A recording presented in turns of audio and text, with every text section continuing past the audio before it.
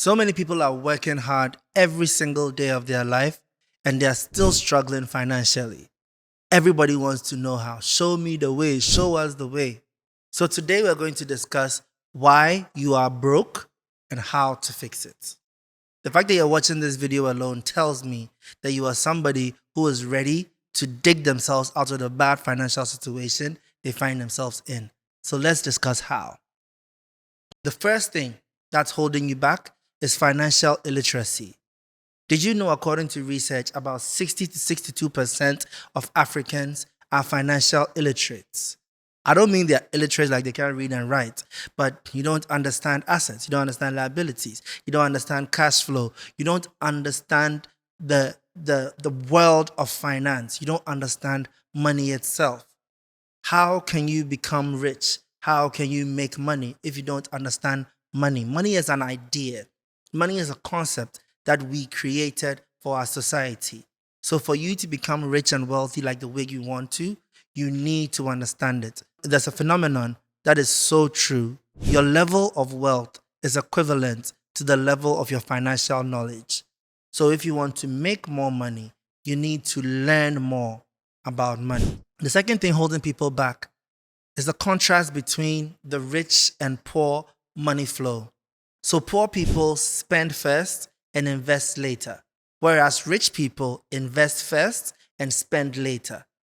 When you read Rich Dad, Poor Dad, he explains this perfectly when he's talking about cash flow, where he talks about income, expenses, assets, and liabilities. So what poor people mostly do is you get your income and you go straight to expenses.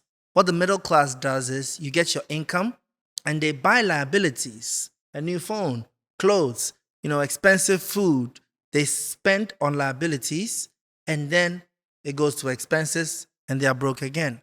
What rich people do is when they get income, they invest in assets which bring them more money and then they spend later. So to be able to amass wealth, you need to change your spending habits and understand, invest in your future before you spend today. The third thing affecting so many people, we've all seen it happen, lifestyle inflation. You are getting your normal salary, you are living your basic life, living in a cool apartment, buying normal food, wearing your boring clothes, and then you get a salary. As soon as you get your salary, you inflate your lifestyle as how much money you have gotten has also increased. So you see people start to even spend before they get the money. They tell you in January that you are going to get a raise in March. So the person starts to change their clothes in February.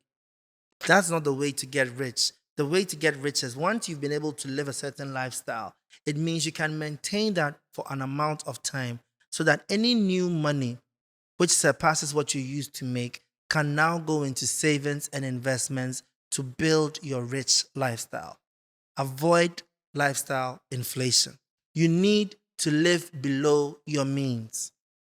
If you are making 2,000 cedis a month, you need to spend less than 2,000 cedis a month so the rest can go into investments to build your rich lifestyle in the future.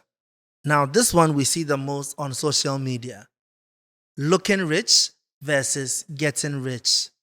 The pressure, the peer pressure, the likes, the followers is making people spend so much money on their appearance and appearing rich instead of actually trying to become rich. So they buy the newest shoes, the newest phone, the newest watch, the newest car, the newest everything so that they can appear rich to people. When in actual fact, the people getting rich are mostly the most subtle people, the most humble people, wearing the same black or white t-shirt all the time, wearing that no-name brand shoe, eating that basic meal every single day.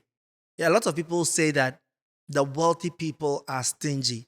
They are not stingy. They just prioritize to grow their wealth instead of looking rich.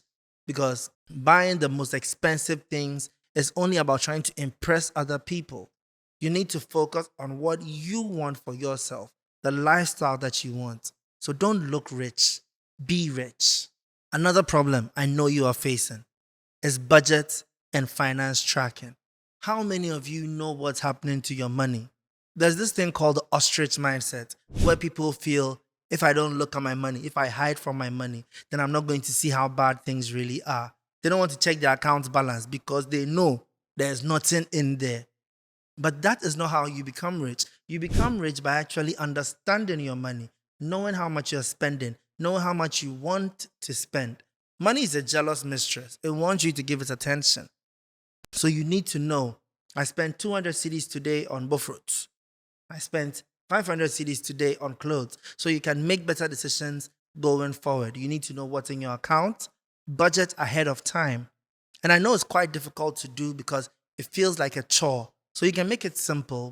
With modern technology, just download an app. There are so many free apps out there. Choose one that works for you. Very simple, so that every day you can just write how much you spent, and you can also just budget how much you want to spend. Know your money so that your money grows. Let's go into wealth building. To build wealth, you need to focus on what you keep more than focusing on what you make. Everybody has that wrong perception that if I want to be rich, I need to make more money. That's not true. If you want to be rich, you need to keep more money.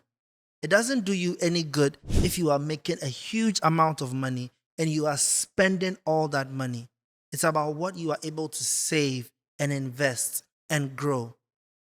So the person who is making 100,000 a month and is spending 99,000 a month is not going to be as rich as the person making 5,000 a month and only spending 3,000. Because in those two examples, the first one with the higher revenue is only saving 1,000 cedis a month, whereas the second one with a significantly lower revenue is saving 2,000 cedis a month. So your aim should not just be about making more, it should be about keeping more. Because that brings me into the definition of wealth. Wealth is when your cash flow exceeds your expenses. You know, Richard Mensah said something to me years ago, and it struck me and has been with me for years. He said that wealth is not an amount of money, it's an amount of time. How long you can survive with your current lifestyle if you stopped working today. For some of you watching, that's 1 month. For some of you, that's 2 days. So to become wealthy, your cash flow needs to exceed your expenses so that when you are lying down in bed, automatically you have your assets that are making money for you over and over and over again. So the aim for everything that you do should be about how do you spend less and make more so that it grows exponentially over time. Because wealth is not what we think it is. Wealth is not cash. Wealth is not income. Wealth is everything. I like to split up wealth into 4 things. I call wealth fitness. Because to be wealthy, first of all, you need to be physically fit. Because what is the point of having all the money if you are spending it all going to the hospital, buying medicine, doing surgery? So to be wealthy, you need to be physically fit. Secondly, you need to be mentally fit. Because wealth, you need to have the peace of mind, the relaxation, the time to just sit there and enjoy the life. If you are having depression and you're having mental problems, you are not going to enjoy all the riches that you've been able to amass. The third one is spiritual fitness. Whatever speaks to you spiritually, whether it's meditation, if it's Christianity, if it's Islam, whatever religion you believe in, as long as you have a good relationship with the person inside of you, you need spiritual fitness to actually enjoy wealth. Because spiritual fitness is purpose. You have to ask yourself, why am I waking up every single day? If you had $10 million in your account right now, what is your reason to keep going? What is your reason to keep working? What is your purpose? That is spiritual fitness. And then the last, which is what everybody is chasing, financial fitness. You need to make sure you have the right assets, you have the right investment. Money is making money for you so that when you relax, you know you will be okay for a long time. Keep that in mind. Wealth is time, it's not an amount of money. Follow these and get out of your situation because nobody came in this world to be broke. Take ownership of your finances. Make the right decisions so you can become rich and wealthy and hopefully create generational wealth to make Africa a greater place.